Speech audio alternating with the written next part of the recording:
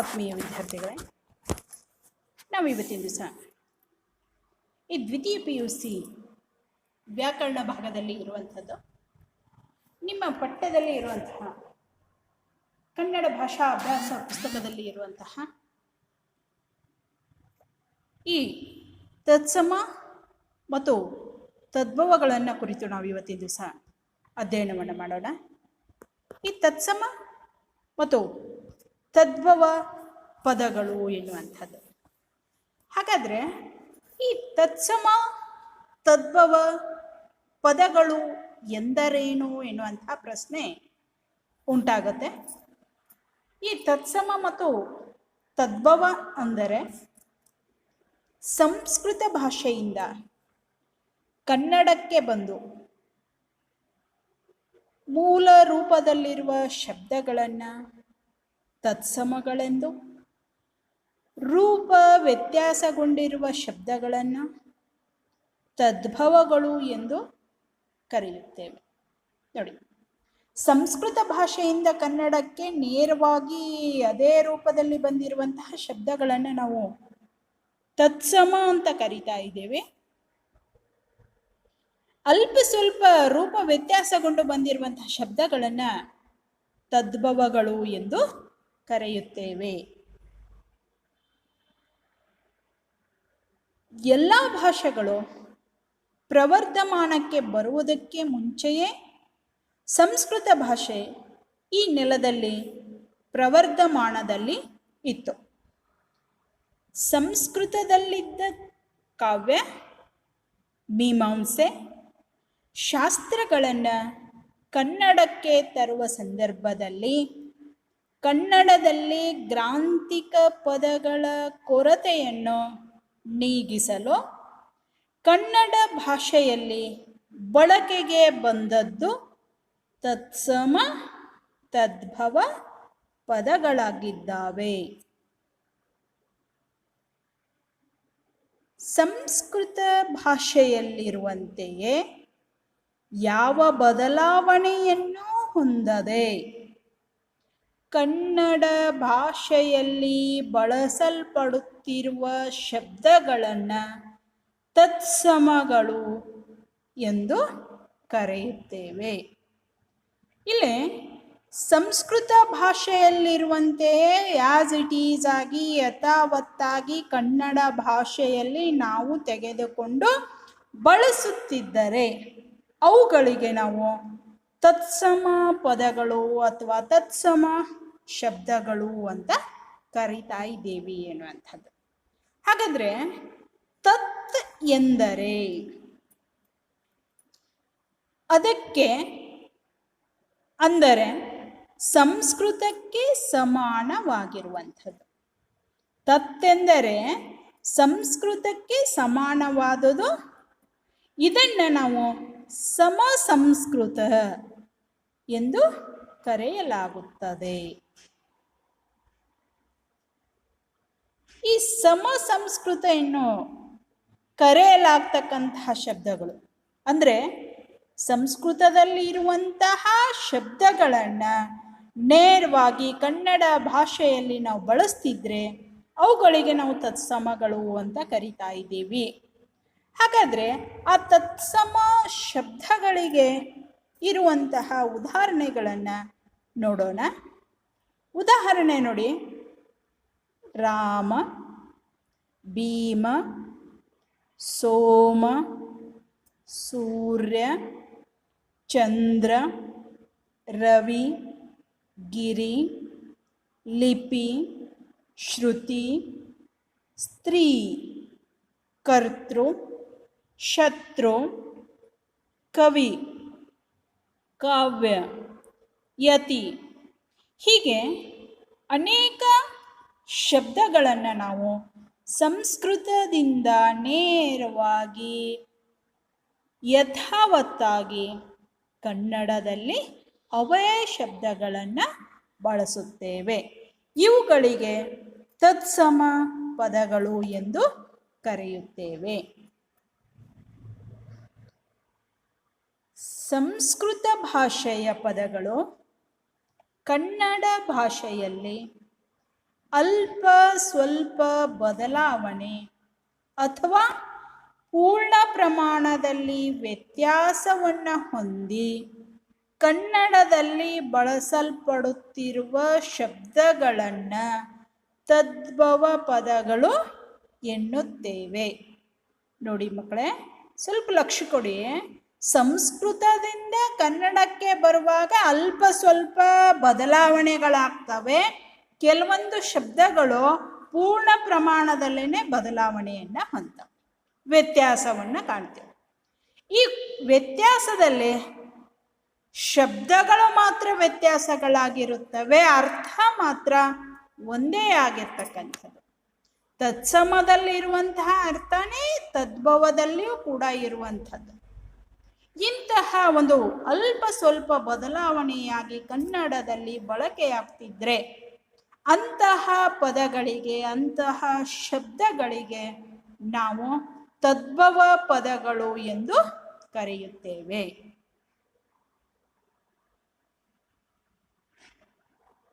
ಈ ಸಂಸ್ಕೃತ ಭಾಷೆಯಲ್ಲಿರುವಂತಹ ಪದಗಳನ್ನು ಕನ್ನಡ ಭಾಷೆಯಲ್ಲಿ ನೇರವಾಗಿ ತೆಗೆದುಕೊಳ್ಳಾರ್ದೇನೆ ಕೆಲವೊಂದು ಶಬ್ದಗಳನ್ನು ನಾವು ನೇರವಾಗಿ ಬಳಸ್ತೀವಿ, ಇನ್ನು ಕೆಲವೊಂದು ಶಬ್ದಗಳನ್ನು ಸ್ವಲ್ಪ ಬದಲಾವಣೆಯನ್ನು ಮಾಡ್ತಾ ಇದ್ದೀವಿ. ಹಾಗಾಗಿ ಈ ತತ್ ಎಂದರೆ ಅದಕ್ಕೆ ಅಂದರೆ ಸಂಸ್ಕೃತಕ್ಕೆ, ಭವ ಎಂದರೆ ಹುಟ್ಟಿದುದು, ಇವುಗಳನ್ನು ತದ್ಭವ ಎಂದು ಕರೆಯಲಾಗುತ್ತದೆ. ನೋಡಿ, ತತ್ತೆಂದರೆ ಅದಕ್ಕೆ ಅಥವಾ ಅದರಿಂದ ಅಂತ ನಾವು ಹೇಳ್ತೇವೆ. ಅದರಿಂದ ಹುಟ್ಟಿರುವಂಥದ್ದು, ಭವ ಅಂದರೆ ಹುಟ್ಟು. ಸಂಸ್ಕೃತದಿಂದ ಹುಟ್ಟಿರುವಂತಹ ಶಬ್ದಕ್ಕೆ ತದ್ಭವ ಅಂತ ಕರೀತೀವಿ. ಮೂಲ ಸಂಸ್ಕೃತ ಶಬ್ದ, ಅದರಿಂದ ಹುಟ್ಕೊಂಡಿರುವಂಥದ್ದು, ಕನ್ನಡದಲ್ಲಿ ಬಳಕೆ ಆಗ್ತಕ್ಕಂಥದ್ದು, ಅರ್ಥ ಒಂದೇ ಆಗಿರುವಂತಹ ಪದಕ್ಕೆ ನಾವು ತದ್ಭವ ಎಂದು ಕರೆಯಲಾಗುತ್ತದೆ. ಈ ತದ್ಭವಗಳ ಕುರಿತು ಉದಾಹರಣೆಯನ್ನು ನೋಡೋದಾದ್ರೆ ನೋಡಿ, ತತ್ಸಮದಲ್ಲಿ ಹೇಗಿದ್ದಾವೆ ಶಬ್ದಗಳು, ತದ್ಭವಗಳಲ್ಲಿ ಹೇಗಿದ್ದಾವೆ ಅನ್ನೋದನ್ನ ಸ್ವಲ್ಪ ಗಮನವಿಟ್ಟು ಕೇಳಿ. ಮಾಲಾ ತತ್ಸಮ ಶಬ್ದ, ಇದು ಮಾಲೆಯಾಗಿದೆ ತದ್ಭವದಲ್ಲಿ, ಕನ್ನಡದಲ್ಲಿ ಅಂತ ಇಟ್ಕೊಳ್ಳಿ. ತತ್ಸಮ ಅಂದರೆ ಸಂಸ್ಕೃತ ಶಬ್ದ, ತದ್ಭವ ಅಂತಂದರೆ ಕನ್ನಡದಲ್ಲಿ ಬಳಕೆ ಆಗ್ತಕ್ಕಂಥ ಶಬ್ದ ಎನ್ನೋದನ್ನ ಗಮನದಲ್ಲಿ ಇಡಿ. ಕಾವೇರಿ ನೋಡಿ, ಮೊದಲನೇ ಶಬ್ದದಲ್ಲಿ ಆಕಾರ ಹೋಗಿ ಏಕಾರವಾಗಿರುವಂಥದ್ದು. ಈ ಕಾವೇರಿ ಈಕಾರ ಹೋಗಿ ಇಲ್ಲಿ ಕಾವೇರಿ ಎನ್ನುವಂಥದ್ದಷ್ಟೇ ಆಗಿರುವಂಥದ್ದನ್ನು ನಾವು ನೋಡ್ತೇವೆ. ಶಾಲಾ ಶಾಲೆ, ದಯಾ ದಯೆ, ಕಥಾ ಕಥೆ, ಅಕ್ಷರ ಅಕ್ಕರ. ನೋಡಿ, ಆಕಾರ ಏಕಾರವಾಗಿರುವಂಥದ್ದು ಇಲ್ಲಿವರೆಗೆ ನೋಡಿದ್ವಿ. ಇಲ್ಲಿ ನೋಡಿ, ವಿಜಾತೀಯ ದ್ವಿತ್ವ ಸಜಾತೀಯ ದ್ವಿತ್ವವಾಗ್ತಕ್ಕಂಥದ್ದು. ಅಕ್ಕರ, ಕ ಕ ಶ ಅಕ್ಷರ ತತ್ಸಮದಲ್ಲಿದ್ದರೆ ತದ್ಭವದಲ್ಲಿ ಕ ಕ ಕದೆ ಒತ್ತಕ್ಷರ ಬಂದಿರುವುದನ್ನು ನಾವು ನೋಡುತ್ತೇವೆ. ಪದ್ಮ ಪದುಮ ಇಲ್ಲಿ ಸರಳೀಕರಣವಾಗಿರುವಂಥದ್ದು. ಸ್ನೇಹ ನೇಹ, ಯಶ ಜಸ. ನೋಡಿ, ಯಕಾರ ಜಕಾರವಾಗಿರುವಂಥದ್ದು, ಶಕಾರ ಸಕಾರವಾಗಿರುವಂಥದ್ದು. ಇಂತಹ ಒಂದು ತತ್ಸಮ ಮತ್ತು ತದ್ಭವಗಳನ್ನು ನಾವು ಗಮನಿಸಬೇಕು. ಹೀಗೆ ಹಲವು ಬಗೆಯಲ್ಲಿ ತತ್ಸಮ ಪದಗಳು ತದ್ಭವ ಪದಗಳಾಗಿ ರೂಪಾಂತರಗೊಳ್ಳುತ್ತವೆ ಅನ್ನುವಂಥದ್ದು. ಒಂದೇ ರೀತಿಯಾಗಿ ಅವು ರೂಪಾಂತರಗಳಾಗೋದಿಲ್ಲ, ವ್ಯತ್ಯಾಸಗಳಾಗೋದಿಲ್ಲ, ಅಲ್ಪ ಸ್ವಲ್ಪ ಬದಲಾವಣೆ ಆಗೋದಿಲ್ಲ. ಹಲವಾರು ಬಗೆಯಲ್ಲಿ ರೀತಿಯಲ್ಲಿ ತತ್ಸಮ ಪದಗಳು ತದ್ಭವಗಳಾಗಿ ರೂಪಾಂತರಗೊಳ್ಳುತ್ತವೆ. ಹಾಗೆ ಈ ಸಂಸ್ಕೃತ ಶಬ್ದಗಳು ಕನ್ನಡ ಪದಗಳಾಗಿ ರೂಪಾಂತರಗೊಳ್ತಕ್ಕಂಥದ್ದು ಹಲವಾರು ಬಗೆಯಲ್ಲಿ ರೂಪಾಂತರಗೊಳ್ಳೋದನ್ನ ನಾವು ಕಾಣ್ತಾ ಇದ್ದೀವಿ. ಈಗ ಈ ತತ್ಸಮ ಪದಗಳು ತದ್ಭವಗಳಾಗಿ ರೂಪಾಂತರಗೊಳ್ಳುವ ಅನೇಕ ಬಗೆಗಳು ಅಥವಾ ಹಲವಾರು ಪ್ರಕಾರಗಳನ್ನು ಈಗ ನಾವು ಗಮನಿಸುತ್ತಾ ಹೋಗೋಣ. ಮೊದಲನೇ ಅಂಶದಲ್ಲಿ ಏನು ಹೇಳ್ತಾರೆ ಅನ್ನೋದನ್ನು ನೋಡಿ. ತತ್ಸಮದಲ್ಲಿ ಮಹಾಪ್ರಾಣಾಕ್ಷರಗಳಿಂದ ಕೂಡಿರುವ ಪದಗಳು ತದ್ಭವಗಳಾದಾಗ ಅಲ್ಪಪ್ರಾಣ ರೂಪವನ್ನ ಪಡೆಯುತ್ತದೆ. ನೋಡಿ, ಸಂಸ್ಕೃತದಲ್ಲಿರುವಂತಹ ಮಹಾಪ್ರಾಣಾಕ್ಷರಗಳು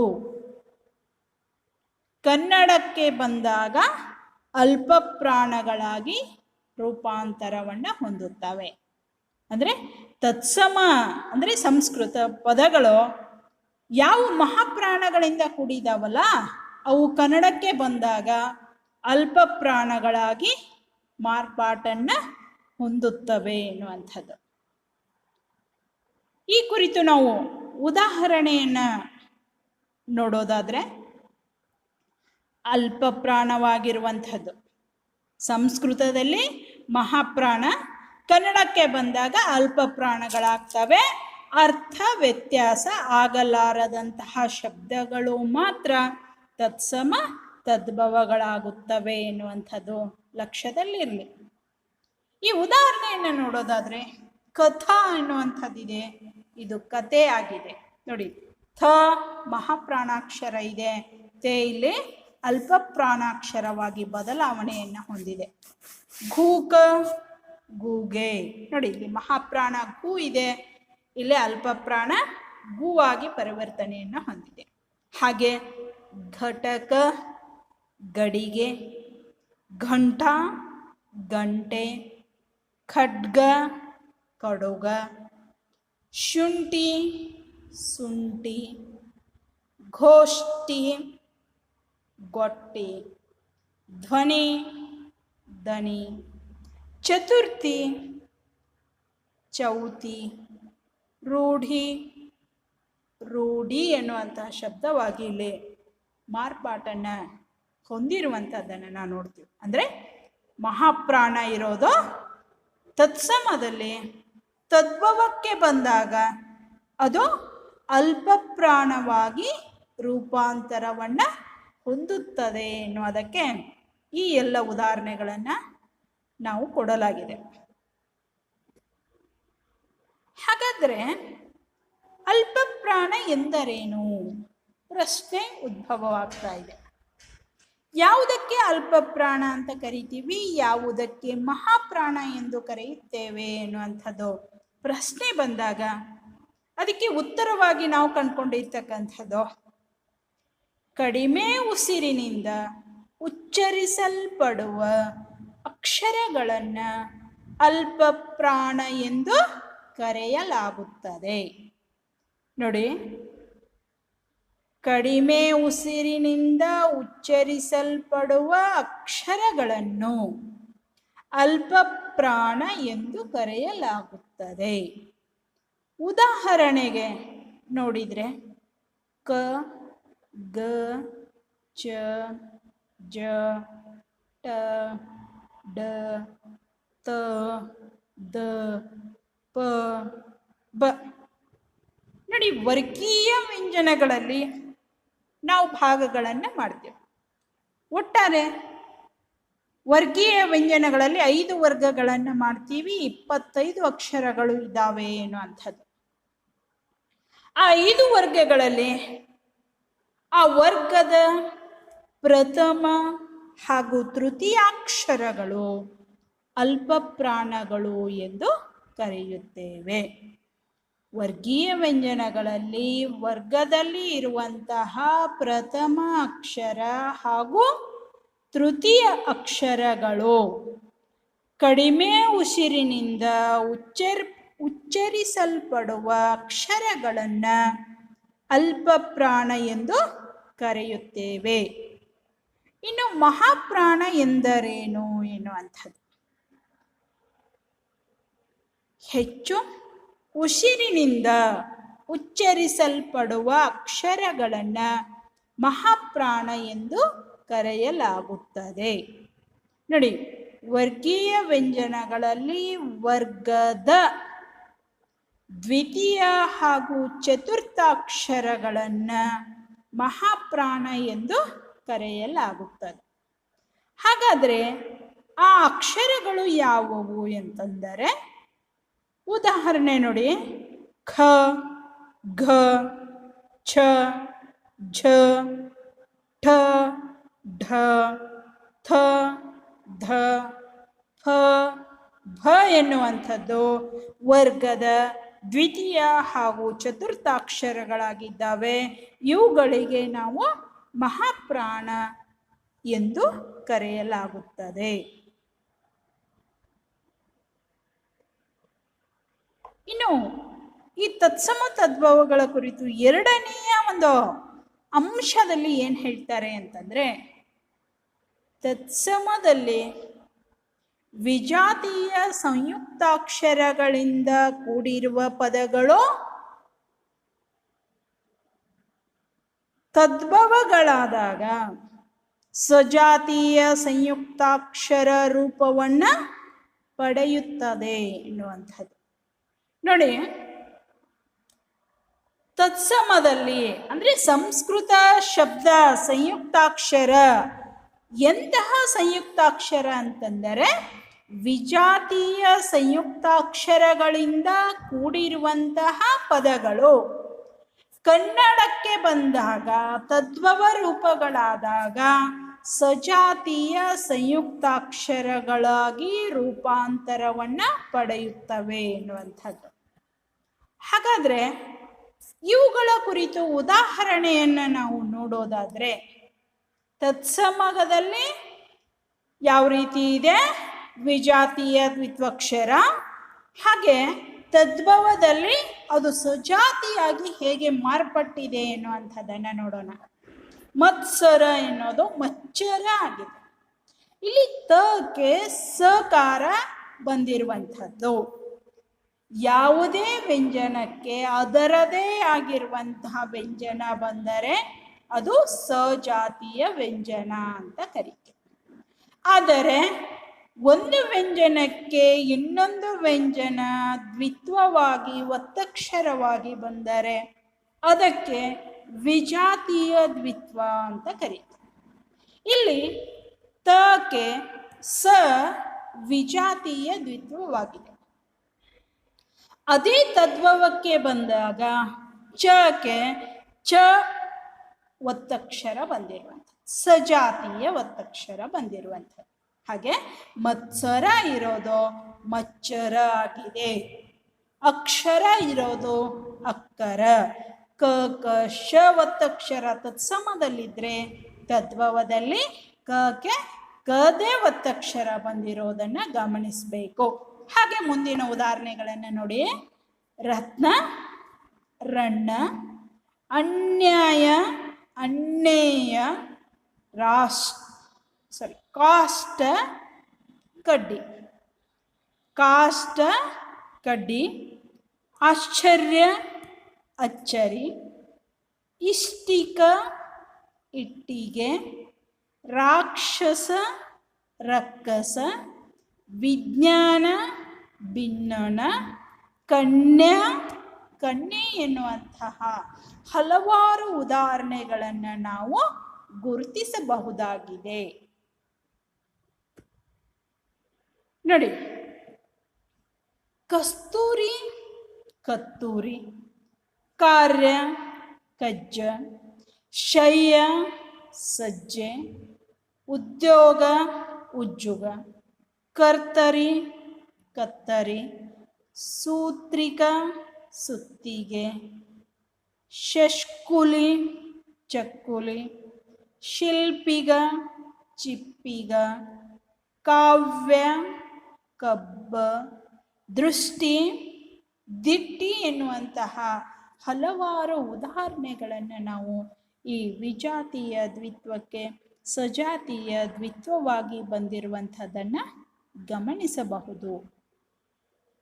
ನೋಡಿ, ಇನ್ನೂ ಅನೇಕ ಉದಾಹರಣೆಗಳನ್ನು ಕೊಡಬಹುದು. ಶರ್ಕರ, ಸಕ್ಕರೆ, ಸಂಸ್ಕೃತ, ಸಕ್ಕದ, ಭಿಕ್ಷಾ, ಬಿಕ್ಕೆ, ವರ್ತಿ, ಬತ್ತಿ, ಸರ್ಪ, ಸಪ್ಪ, ಶ್ರೇಷ್ಠಿ, ಶೆಟ್ಟಿ, ಇವತ್ತಿನ ದಿವಸ ಶೆಟ್ಟಿಯಾಗಿ ಪರಿವರ್ತನೆಯನ್ನು ಹೊಂದಿದೆ. ಶೂನ್ಯ, ಸೊನ್ನೆ, ಸ್ವರ್ಗ, ಸಗ್ಗ, ಪುಸ್ತಕ, ಹೊತ್ತಿಗೆ ಎನ್ನುವಂತಹ ಅನೇಕ ಶಬ್ದಗಳನ್ನು ಉದಾಹರಣೆಯಾಗಿ ಗುರುತಿಸಬಹುದು.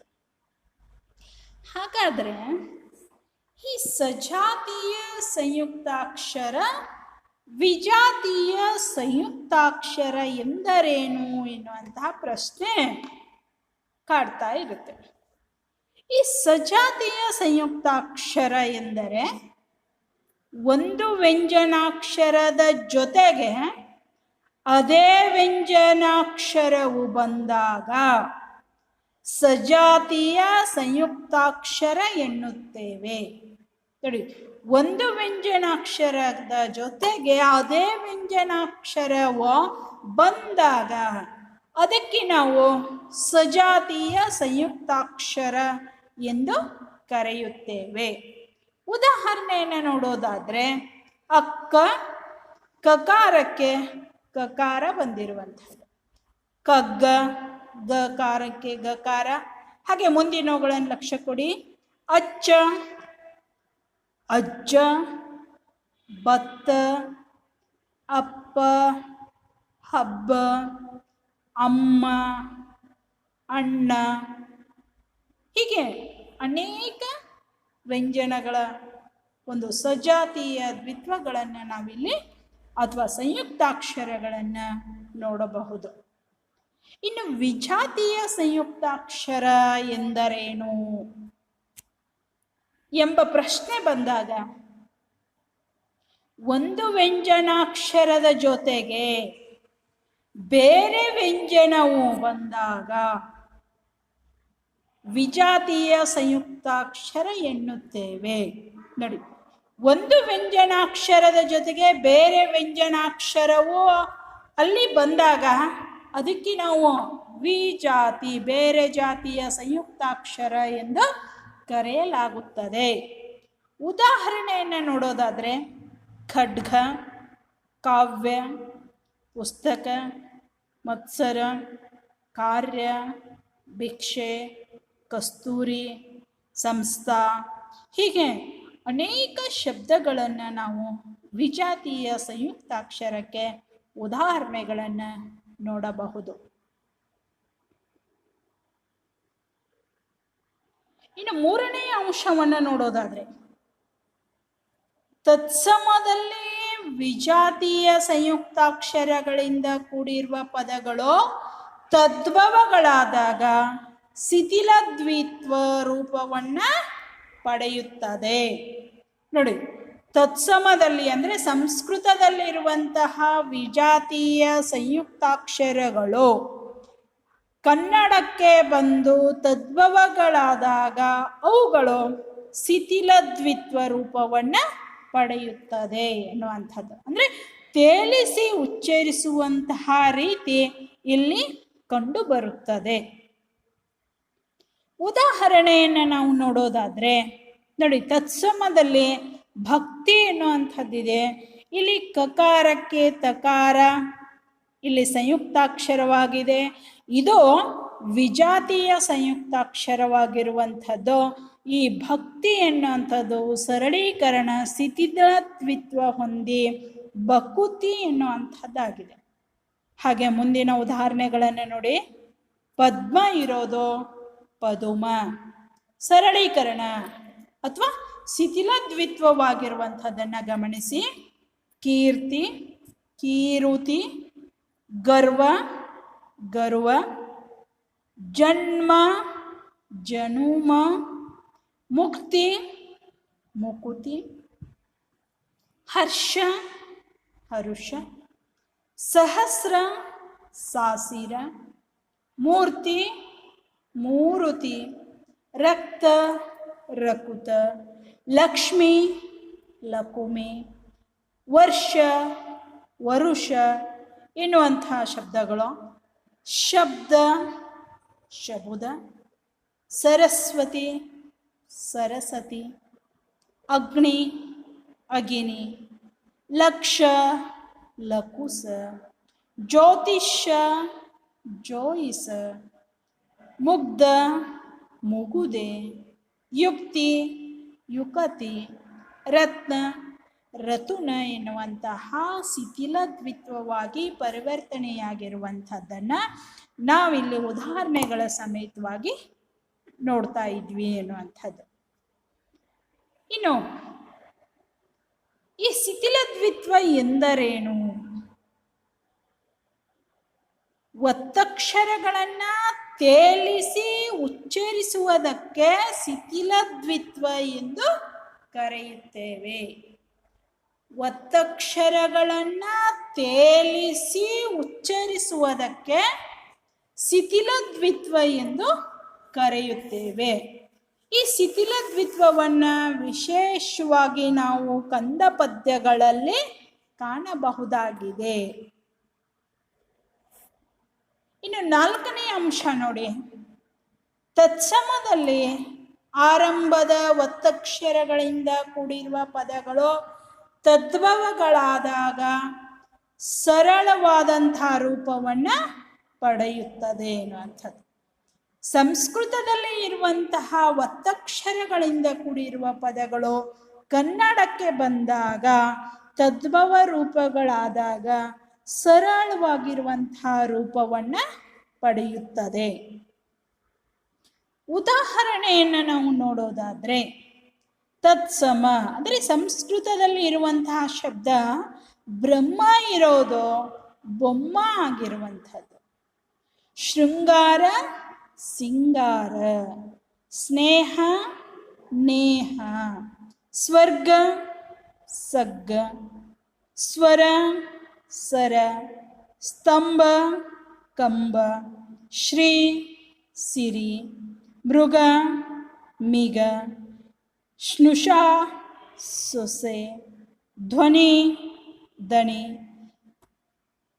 ದೃಷ್ಟಿ ದಿಟ್ಟಿ, ಋಷಭ ಬಸವ, ತ್ಯಾಗ ಚಾಗ, ಕ್ರೌಂಚ ಕೊಂಚ, ಸ್ಮಶಾನ ಮಸನ, ಶೃಂಖಲ ಸಂಕೋಲೆ, ಶ್ರೇಷ್ಠಿ ಸೆಟ್ಟಿ, ವ್ಯವಸಾಯ ಬೇಸಾಯ, ಸ್ಫಟಿಕ ಪಟಿಕ, ಪ್ರಣತಿ ಹಣತೆ, ಹೀಗೆ ತೃತೀಯ ತದಿಗೆ, ತ್ರಿಶೂಲ ತಿಸೂಳ, ಪೃಥ್ವಿ ಪೊಡವಿ, ಪ್ರಾಣ ಹರಣ, ಸ್ತುತಿ ತುತಿ, ಹೀಗೆ ಹಲವಾರು ಉದಾಹರಣೆಗಳನ್ನು ನಾವು ಇಲ್ಲಿ ಗಮನಿಸಬಹುದಾಗಿದೆ.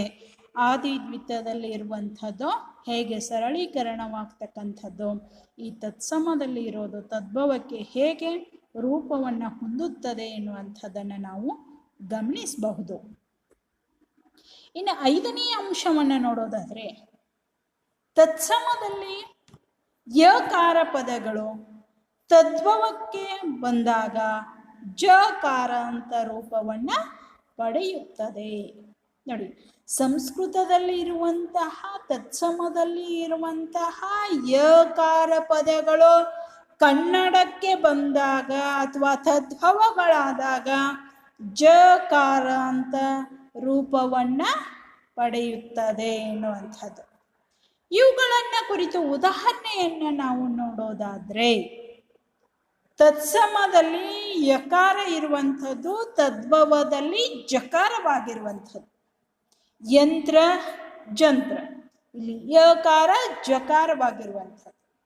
ಯಮ ಜವ, ಯಶ ಜಸ, ಯುದ್ಧ ಜುದ್ಧ, ಯೌವನ ಜೌವನ, ಯವನಿಕೆ ಜವನಿಕೆ, ಯಾತ್ರೆ ಜಾತ್ರೆ, ಯತಿ ಜತಿ, ಯೋಗಿ ಜೋಗಿ, ಯೋಧ ಜೋಧ, ಸಂಧ್ಯಾ ಸಂಜೆ, ವಂದ್ಯ ಬಂಜೆ, ಕಾರ್ಯ ಕಜ್ಜ, ಉದ್ಯೋಗ ಉಜ್ಜುಗ, ವಿದ್ಯಾ ಬಿಜ್ಜೆ, ಶಯ್ಯ ಸಜ್ಜೆ, ಆರ್ಯ ಅಜ್ಜ. ಹೀಗೆ ಯಕಾರ ಸಂಸ್ಕೃತ ಪದಗಳು ತತ್ಸಮ ಪದಗಳು ಕನ್ನಡದ ತದ್ಭವಗಳಾದಾಗ ಜಕಾರ ಅಂತ ರೂಪವನ್ನು ಹೊಂದುತ್ತವೆ.